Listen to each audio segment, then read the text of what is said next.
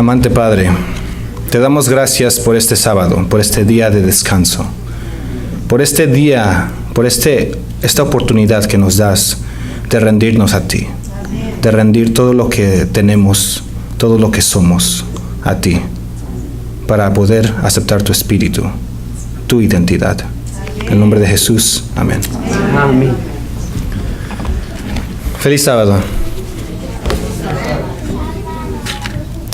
Vamos a comenzar con la escritura.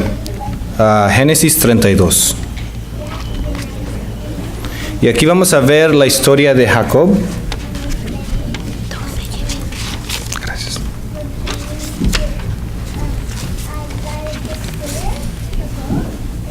Y quiero que pongan atención a esta historia. Vamos a ver la historia de Jacob en el capítulo 32, versículo 22 al 32, 10 versículos. Y levantóse aquella noche, y tomó sus 2 mujeres y sus 2 siervas, y sus 11 hijos, y pasó el vado de Jaboc.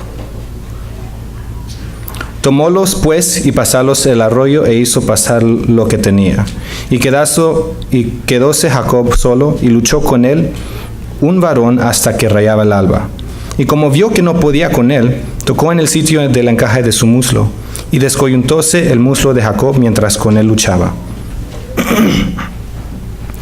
Y dijo: déjame, que raye el alba. Y él dijo: no te dejaré si no me bendices.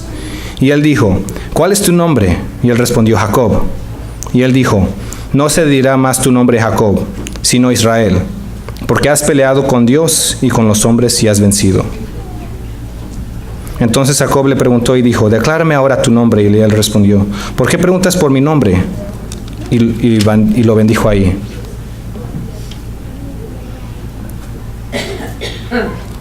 Y llamó Jacob el nombre de aquel lugar Peniel, porque vi a Dios cara a cara, y fue librada mi alma. Entonces aquí vemos la historia de Jacob. La historia de Jacob en el río. Primero, vamos a ver lo que significa Israel.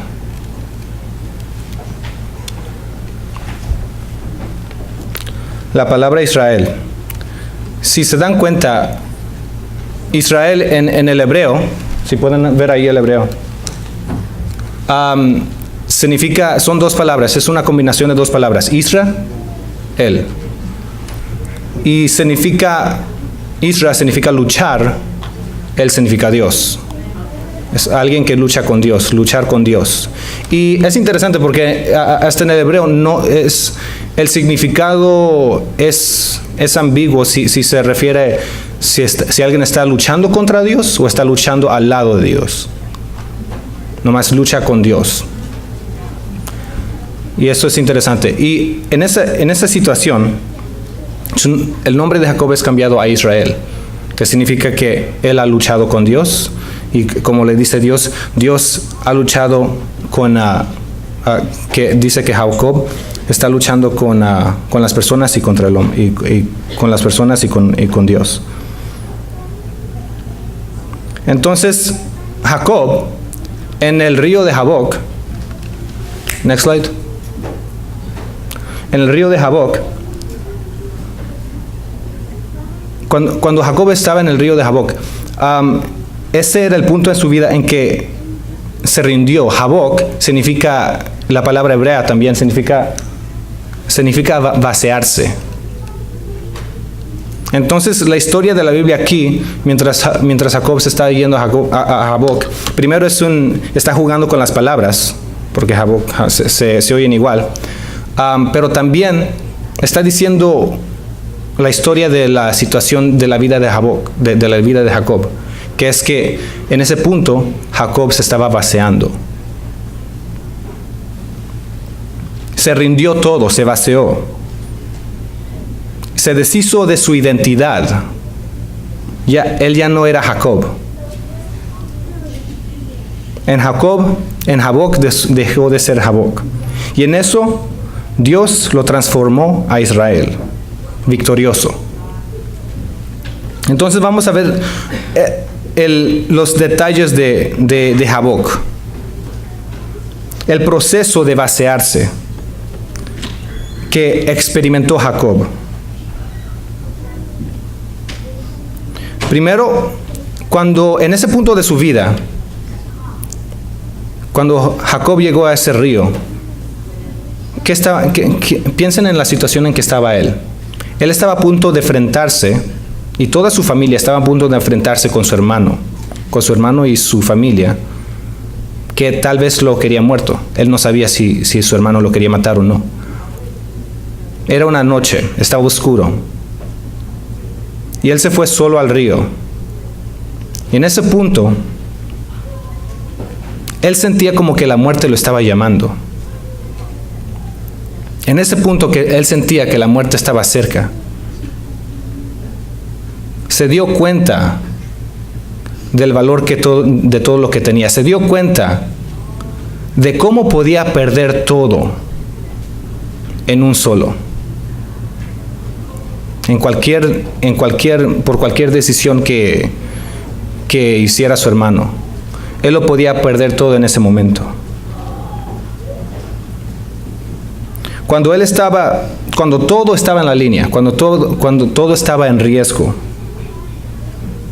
se dio cuenta cuánto valía la bendición de Dios. Y ese es un momento en que nosotros debemos que buscar, darnos cuenta de cuánto vale todo, darnos cuenta de cuánto más vale la bendición de Dios. Ahora, si leen la historia, cuando empiezan a luchar, se dan cuenta que no es fácil mantener una lucha toda la noche, sino que Jacob mantuvo la lucha, soportó dolor, y fácil lo hubiera podido rendirse. Más hasta cuando el ángel le dijo, déjame ir porque ya raya el alba. Pero se detuvo la lucha hasta el amanecer. No por un minuto, no mantuvo la lucha por un minuto, no por 30 minutos, no nada más por una hora, pero por muchas horas, toda la noche, que cuando uno está en esa situación de luchar, imagínense a alguien corriendo un maratón. Imagínense a alguien, si ven los deportes, cuando están peleando por largo tiempo. Yo no los veo, pero he visto. Hay un punto en que a los que están corriendo, los que están peleando, se les acaba la fuerza. Y ya tienen tan poca fuerza que se ve como que un niño, hasta un niño los puede detener. Se les acaba toda la fuerza se le va.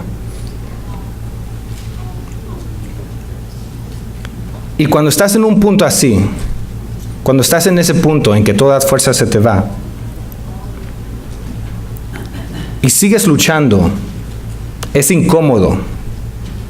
Las horas se sienten como eternidad. Cuando no puedes soportar la incomodez. Imagínense a Jacob en ese punto. Su boca está seca, su cuerpo lleno de fatiga, ya se le va el aire, ya no puede respirar, pero ahí sigue luchando, y no le puede ganar, no sabe cuánto va a durar esta pelea, pero se mantiene en la pelea. ¿Cuántos dolores, cuánta incomodidad sentía su cuerpo? Imagínense la sed, le arde la garganta. Su fuerza disminuida. Y tiene que buscar fuerzas desde el fondo de su ser para poder seguir. Y está determinado, pero a través de esto está determinado para recibir la bendición de Dios. Y al final llega a ser Israel, alguien que lucha con Dios, al final se le llama victorioso. ¿Qué dice el versículo? Porque has peleado con Dios y con los hombres y has vencido. Entonces, ¿se pueden relacionar ustedes con esta historia? A veces pensamos que las historias de la Biblia, los ejemplos de la Biblia, los personajes que encontramos en la Biblia, a veces pensamos que son personajes ideales y que nuestras vidas no concuerdan con eso. Esos no son realísticos. ¿Quién aquí somos como Moisés, que somos líderes de naciones?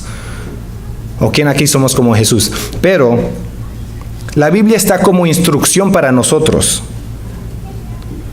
Si no nos realizamos con los personajes de la Biblia, los principios que están en la Biblia son cosas que se aplican. Y tu vida cristiana tiene que reflejar estas historias. Nada más así son de guía. Si tu vida cristiana, si tu vida no refleja las historias que están en la Biblia, ¿cómo pueden llamar un guía de la Biblia?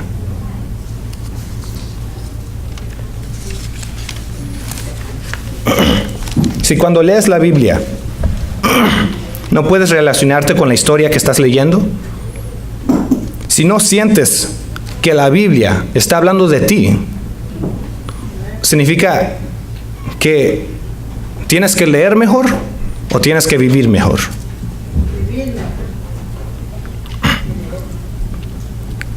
Si tienes que leer mejor, tienes que leer, cuando lees la Biblia tienes que ponerte en los zapatos del personaje, experimentar lo que ellos están experimentando. Y si tú crees que no tienes una historia como la de Jacob, ponte a pensar.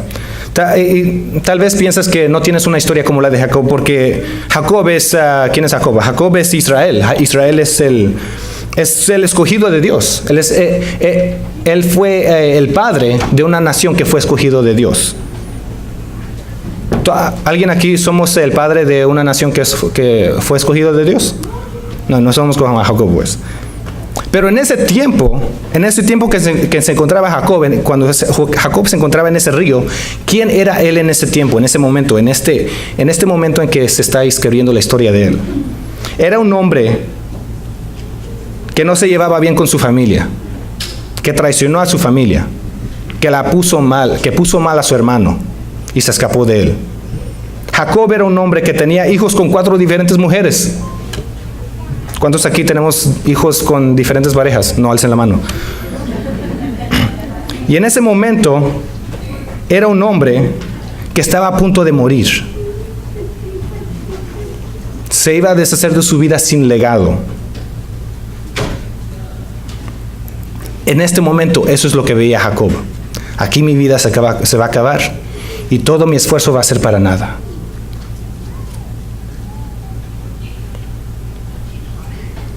Ahora, ¿cuántos aquí tenemos problemas de familia? ¿Cuántos aquí como Moisés estamos en matrimonios problemáticos? ¿Cuántos aquí estamos dudando de nosotros mismos como Moisés? ¿Se están empezando a ver ustedes en la Biblia?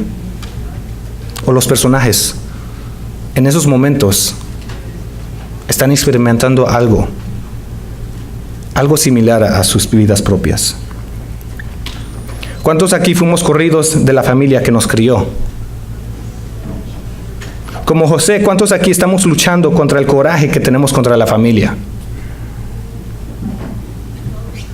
Como Daniel, ¿cuántos aquí fuimos castigados por Dios?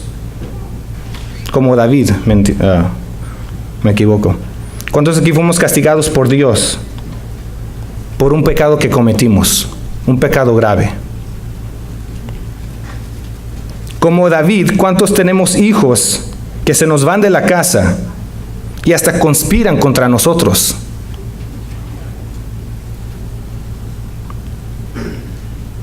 ¿Cuántos aquí Dios nos ha quitado un hijo poco después de nacer? Como David.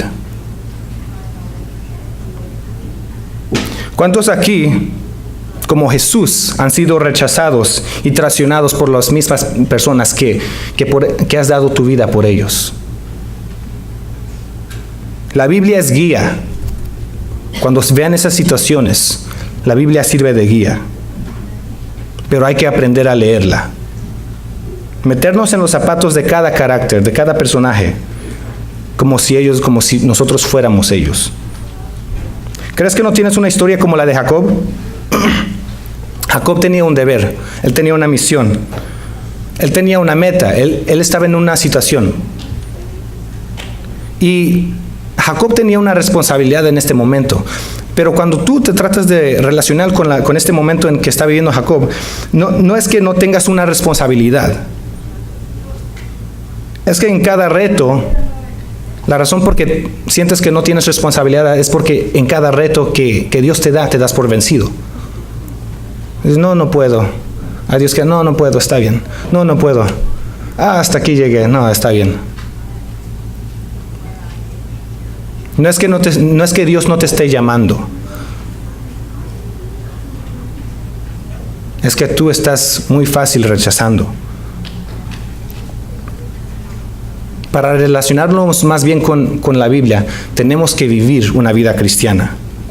Tenemos que escuchar el llamado de Dios.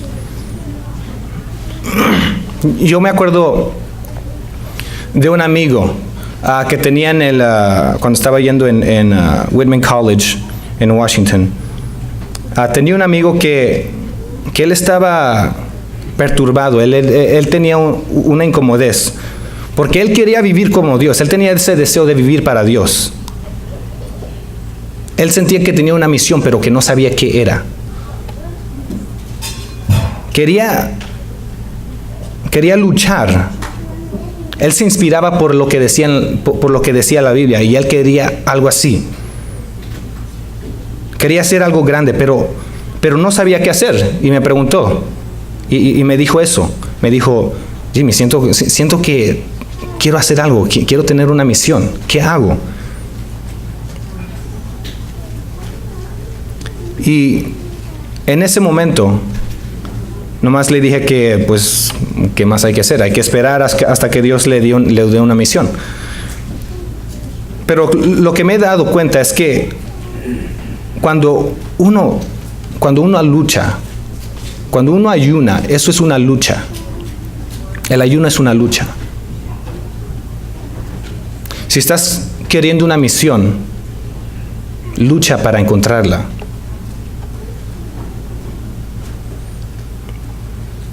Una lucha el ayuno no es una lucha que se pelea por un minuto ni una hora, pero sigue. El ayuno uno tiene que mantener esa incomodidad y no dejarla hasta recibir la bendición de Dios. Y ustedes ya saben que el ayuno no nada más puede ser comida, pero puede ser cualquier cosa en que depende su comodidad, cualquier comodidad que tengan. Y les reto que intenten ayunar hasta el punto que llegó Jacob, y seguir ayunando, y no parar de ayunar hasta que lleguen la bendición de Dios, hasta que reciban la bendición de Dios. Si se rinden, por lo menos ese esfuerzo los va a poder hacer entender más lo que pasó a Jacob. ¿Cuánto más luchó Jacob en esa situación? ¿Cuán determinado estaba en ese momento en que él pensaba que iba a perder todo? ¿Qué bendición andas buscando de Dios? ¿Cuánto estás dispuesto a luchar? ¿Cuánto estás dispuesto a vaciar tu identidad y hasta abandonar tu nombre? Y la razón por qué hablo de esto es porque en estos días estoy experimentando con el ayuno. Y estoy ayunando por un proyecto que estoy haciendo que requiere mucho enfoque. Y me doy cuenta que mientras ayuno, me puedo enfocar más. hay menos distracción, porque está esa disciplina. Mantengo esa disciplina de ayunar, y con esa misma disciplina la uso para poder enfocarme. Y me doy cuenta también que cuando acabo de ayunar, si empiezo otra vez en un hábito, en una pareja de endulzarme con cualquier cosa, con comida chatarra, ese enfoque que tenía ya no lo tengo más. Esa determinación se me va. Esa claridad que tenía en el propósito ya no la tengo. Como que me confundo y como que aunque puedo pensar en mi meta, como que ya no me importa. ¿Por qué? Porque cuando comes chocolate, cuando estás triste y comes chocolate, se te van los problemas. ¿Han experimentado eso?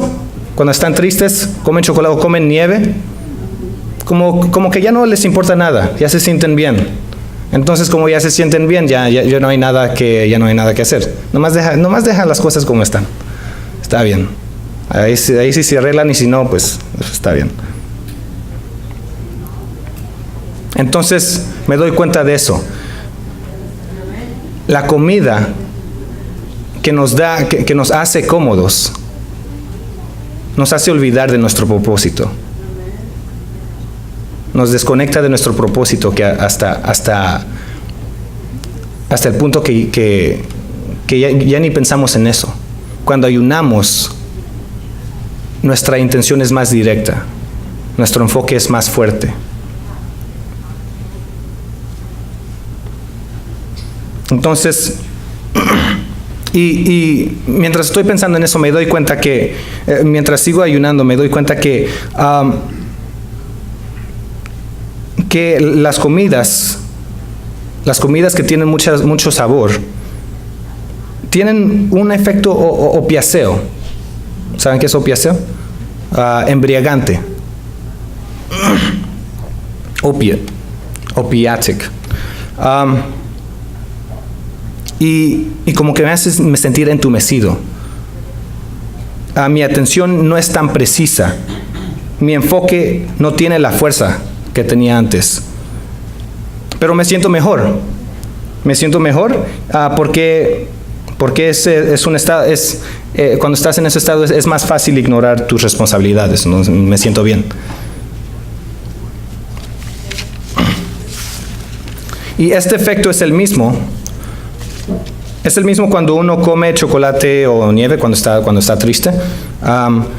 Cuando uno toma si uno tiene un dolor de cabeza, toma refresco y se le va. O café, si tienen ansias de cafeína. Cuando uno come comida chatarra, puede calmar sus ansias o calmar el estrés. Junk food. Cuando uno ayuna, ¿qué pasa? Cuando uno ayuna de todo eso, ¿qué pasa? ¿Cómo se sienten? ¿Se sienten irritables, depresivos? ¿Les llega la fatiga? A veces los nervios. Se le llama el hambre, ¿verdad? Entonces me puse a pensar en eso. ¿Qué otra sustancia cuando la tomas tiene un efecto opiáceo? Te hace sentir entumido, te hace perder, se debilita tu enfoque y tu atención. ¿Qué otra sustancia te ayuda a ignorar tus problemas? Azúcar, pero estoy buscando algo más fuerte que tiene este mismo efecto. Es el alcohol, la marihuana y opiates. El opio. Metanfetamina. ¿Qué otra cosa hay? Y cuando alguien trata de dejar estas cosas, cuando alguien trata de dejar el alcohol, si es alcohólico, cuando alguien trata de dejar la marihuana, el opio o la metanfetamina, ¿cómo se siente? Irritable, depresivo, fatiga, nervioso, hasta confusión. Estos son síntomas Esto a lo que le llamas... Entonces me puse a pensar así. Cuando estoy ayunando me pongo a pensar, ¿esto es hambre o es síntomas ¿cómo se dice? De abstinación, de abstinencia? That's is it hunger or is it withdrawal symptoms? Because they feel alike, right? Entonces, cuando pensé en esto me puse a investigar y sí hay estudios. I googled, me puse a buscar en Google y busqué si podía comparar los síntomas de abstinación. ¿Lo estoy diciendo bien? Abstinencia, los síntomas de abstinencia con el hambre o con el efecto que tiene el azúcar y las drogas, si es lo mismo. Y si hay estudios. Si hay estudios que dicen, que comparan estas cosas y que dicen que sí, que es lo mismo, que la comida procesada, que tiene mucha sal y tiene mucho azúcar, tiene una función adictiva. Y es esa adicción que nos hace sentir así. Y encontré aún más un doctor se llama Joel Fuhrman, que se enfoca en esto y distingue. Él hace una distinción entre la hambre, algo que le llama la hambre tóxica y la hambre verdadera. Y la hambre tóxica, se los voy a explicar así. La hambre tóxica son síntomas de irritabilidad, nerviosismo, depresión, fatiga, confusión. Y esta hambre tóxica es lo que uno experimenta cuando ha llenado su cuerpo de muchas cosas tóxicas. Y cuando el cuerpo ya digirió la comida, todavía nos sentimos bien. Ya después de digerir la comida, ya el cuerpo se enfoca. Ok, ahora voy a deshacerme de estas toxinas. Es en ese momento, cuando el cuerpo se está desintoxicando, es que sentimos estos síntomas de abstinencia, que nos sentimos irritables, que nos sentimos depresivos, que nos sentimos fatigados, porque el cuerpo se está tratando de deshacer de eso. El cuerpo, esta es la etapa de desintoxicación. Y dice que la comida saludable no produce síntomas de abstinencia. Si uno tiene una dieta saludable, él dice porque él ha tenido pacientes y él ha hecho experimentos con esto, y dice que cuando cambia uno su dieta a comida saludable con nutrientes y menos tratar de no tocar las toxinas, que cuando uno tiene hambre no tiene esas mismas sensaciones. El hambre se siente en la garganta nada más, ni en el estómago. No tiene esas sensaciones en el estómago, pero sino en la garganta y en la boca. Y eso también me recuerda que la comida saludable no tiene ese efecto de adicción. Y para darle un ejemplo, cuando yo estaba yendo a UCR en mi primer año de colegio en Riverside, tenía una novia y una vez creo que ella estaba comiendo una naranja o un durazno. Y nomás para ver cómo reaccionaba, se lo tiré. Y ella me dijo, ¿qué? ¿Por qué haces eso? Y está bien. Y luego nomás le dije que lo voy a explicar después. En otro momento, estaba comiendo un pan de chocolate, un chocolate muffin. Y nomás para comparar, se lo tiré y ella dijo, ¡no! ¿Por qué? Y hasta se arrodilló en el suelo. Se arrodilló en el suelo para ¿cómo se dice? To mourn the loss. Para lamentar la pérdida. Entonces ya le expliqué. ¿Te acuerdas esa vez que te tiré la naranja? ¿Por qué reaccionaste así? Y le compré las reacciones y luego le expliqué lo que yo estaba pensando. Y luego dijo, oh, ok. Pero es para uno darse cuenta que el apegue que tiene estas comidas dulces, estas comidas que tienen mucha azúcar, que nos satisfacen nuestra carne. Y lo que experimentamos cuando lo tratamos de dejar.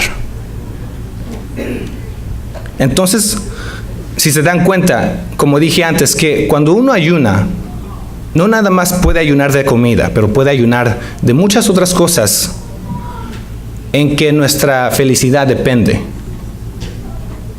Otras cosas cualquier otra cosa que no son Dios.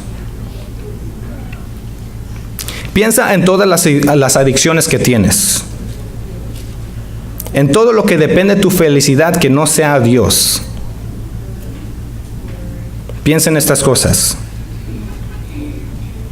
Porque es posible que estamos continuamente embriagados. Y por eso no escuchamos a la voz de Dios cuando Él dice nuestro propósito. Porque tenemos mucho que ver. Tenemos mucho que experimentar. Tenemos muchos videos en Facebook que ver. Tenemos muchos mensajes a que responderle.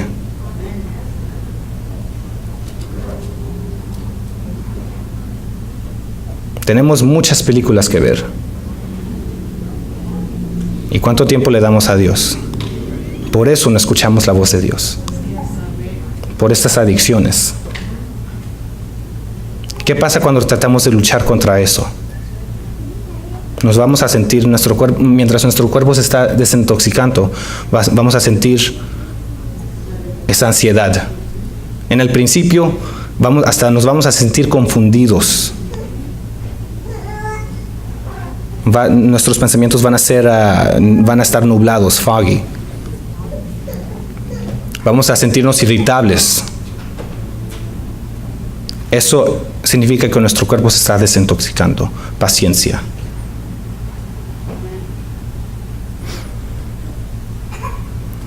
Cuando lleguemos al río de Jaboc, cuando nos demos cuenta que tan poco vale todo lo que tenemos,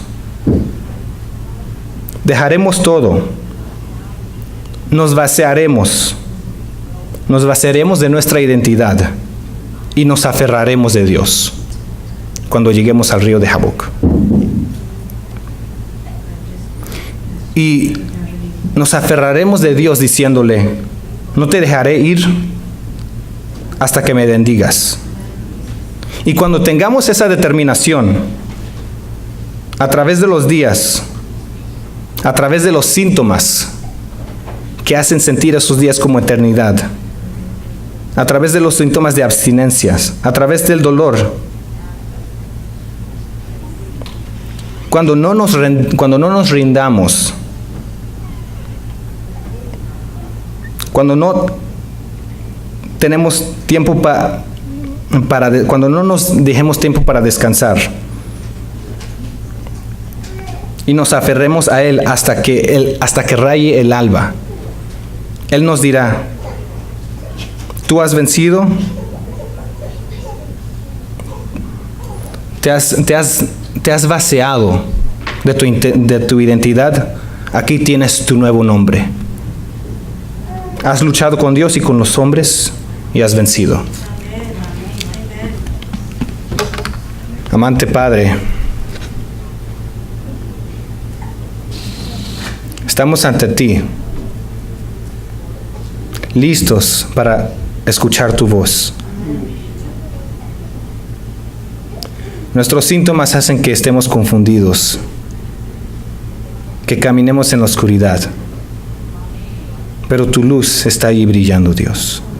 Te pido que nos ayudes a enfocarnos en ti, caminar hacia ti, y que usemos toda nuestra fuerza y que nos des aún más para poder aferrarnos de ti, Dios, y seguir caminando hasta estar más cerca y aún más cerca, hasta alcanzar tu luz, hasta alcanzar tu carácter, tu espíritu, tu nombre y tu corazón. En el nombre de Jesús, amén.